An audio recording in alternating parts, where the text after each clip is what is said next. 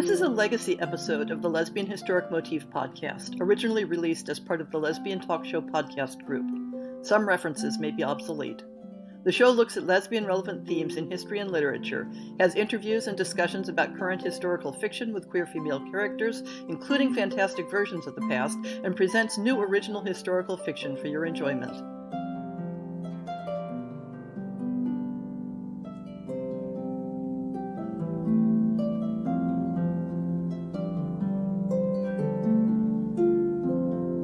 Every month, you get to hear our guests talking about historical fiction with queer women that they've particularly enjoyed.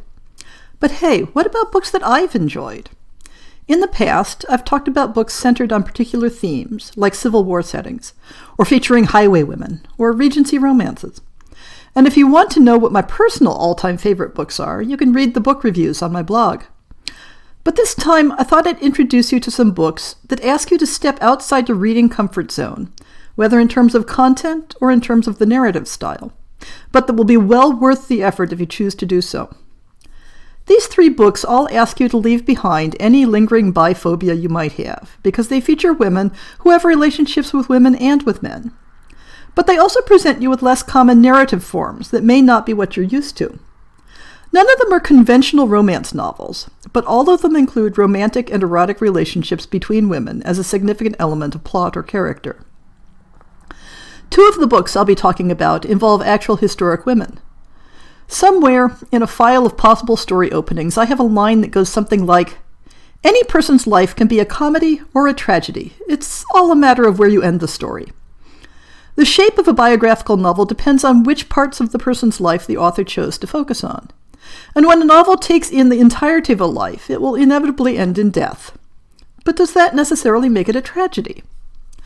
The life of 17th century opera singer and swordswoman Julie d'Aubigny, known as Mademoiselle de Maupin, is the stuff of which legends are made, and it's a crime that so few authors and filmmakers have taken up the challenge of depicting it. I put her into my novelette, The Mazarinette and the Musketeer, and podcast guest Catherine Lundoff wrote her first published story about Julie d'Aubigny. But the only full novelization of her life that I've run across so far in English is Kelly Gardner's Goddess. So, that bit about leaving biphobia behind? Here's the thing about queer historical fiction. The idea of sexual orientation involving an exclusive interest in only one sex has always been a minority position, even in those eras when the idea existed at all. And that's all to the good, because it means that there are vast swaths of history in which striking up a same-sex relationship was considered an ordinary possibility for pretty much every woman, not just for those who considered themselves separate and apart from the norm. But it does mean that when you're looking at women in same-sex relationships in history, most of them also had relationships with men at some point in their lives. Maybe it was that pesky problem that economics and social politics made marriage an awkward thing to avoid. But in most cases, those women in history had the same spectrum of interests as bisexuals do today. They might lean toward preferring one sex or the other, or enjoy them both equally. They might fall for specific individuals, or might appreciate them all. They might be in a position to focus their lives on a particular relationship, or might find that, just like those in heterosexual relationships, they had to find a balance between desire and practicality. But the thing is, if you only want to read about women in history being exclusively lesbian in orientation, then you're either going to miss out on a lot of great stories, or you're going to misrepresent history. And Julie d'Aubigny would be an unfortunate story to miss out on. In my utterly biased opinion, anyone who encounters her biography and is not utterly fascinated by her needs to re-examine their life choices. I approached Kelly Gardner's novel Goddess with a combination of excitement and dread. It's hard not to have mixed feelings when someone tackles the story of a real historic figure with whom one is already in love. That's the first reaction many people have on encountering the biography of 17th century swordswoman and opera star Julie d'Aubigny, Mademoiselle de Maupin. The second reaction tends to be, nobody would find her believable as a fictional character. Goddess is solidly in the literary fiction genre, as opposed to all the other possible genres the story might inhabit. While the historic setting is solid, the novel doesn't have the feel of historical fiction. More like history is the vehicle rather than the focus. Gardner enjoys playing games with voice and mode, and does it well. The chapters alternate between d'Aubigny's monologue to the priest who has been sent to hear her deathbed confession, which, eliminates a certain amount of suspense for those not already familiar with her early death, and passages told in a third-person present tense that fill in the details of her life. This technique sometimes plays at the edges of confusion, particularly when D'Aubigny's disguises are presented externally through viewpoints that take the disguise at face value. But the alternations in voice always bring us back to the through line. It did take me a while to relax about how D'Aubigny's sexuality would be portrayed. In the initial chapters, her relationships with men are the focus, though often based more on pragmatism than desire. Her desire for women is depicted either as tragically unfulfilled in the escapade with her first girlfriend in a convent, or conveyed only through teasing innuendo in her narration to her confessor.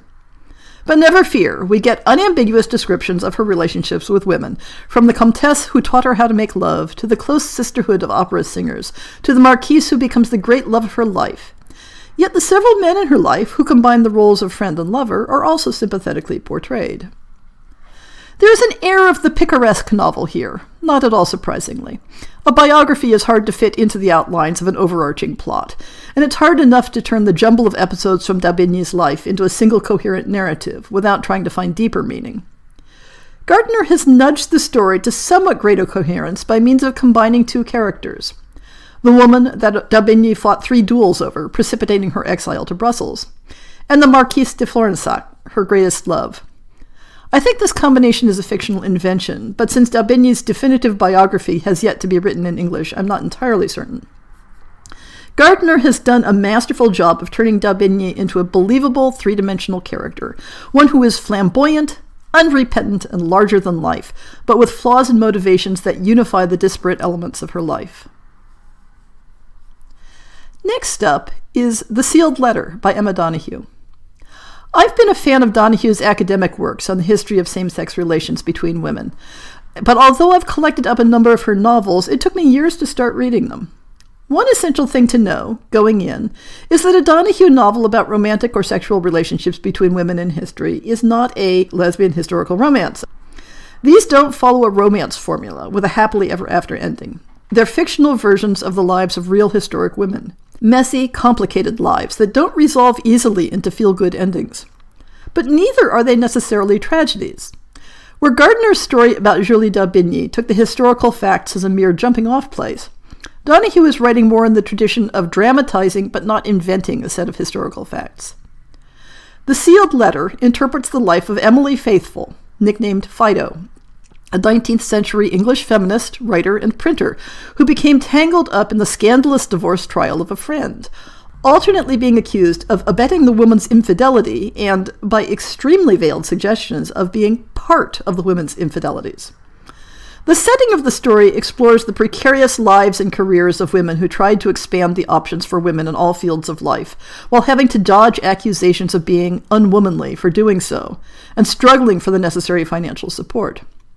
There was also a great deal of exposition regarding divorce law in England at the time. All this necessary exposition sometimes crosses the line between presenting historic research in the guise of fiction and providing a fictional story with the necessary background for the reader.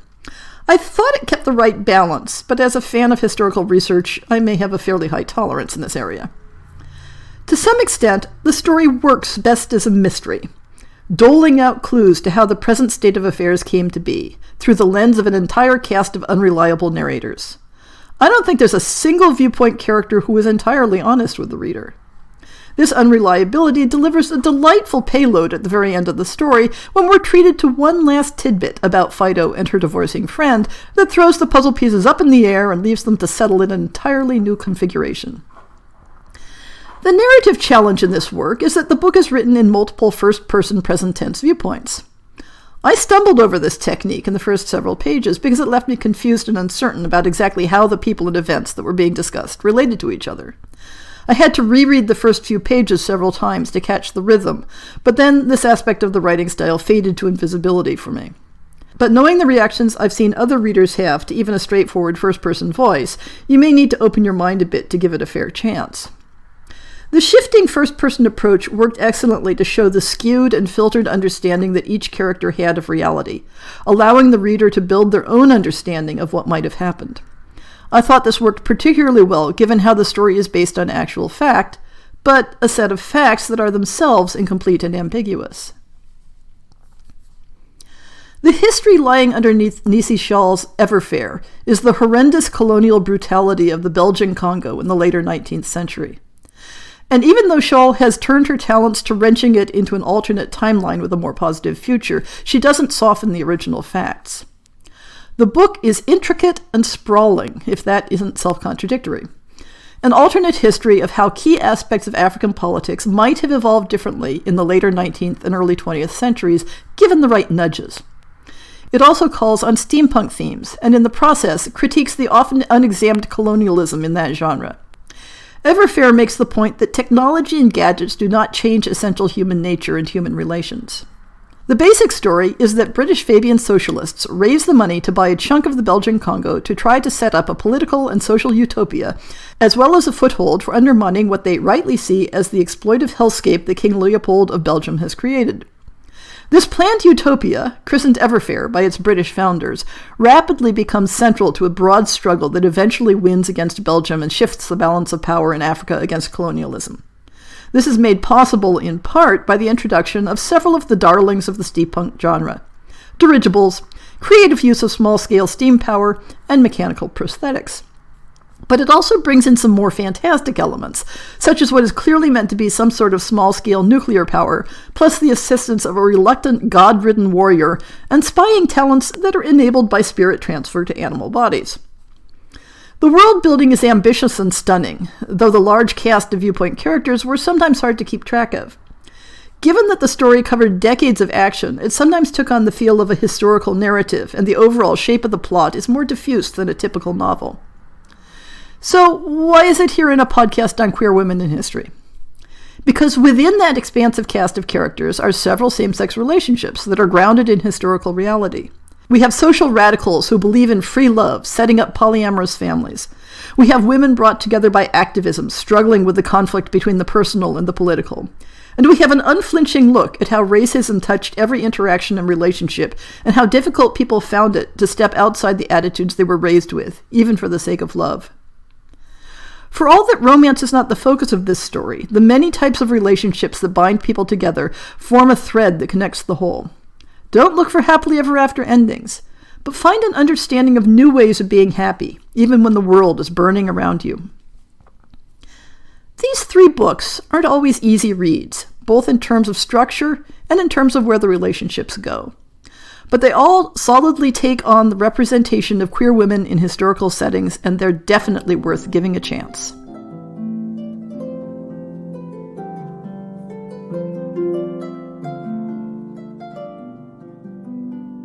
I hope you've enjoyed this episode of the Lesbian Historic Motif Podcast. See the show notes for links to people and topics. Most shows will have a transcript linked as well. If you have a book announcement, a topic suggestion, or might like to appear on the show, please drop me an email. If you enjoyed this podcast, please rate it and subscribe on your favorite podcast app, and consider supporting our Patreon.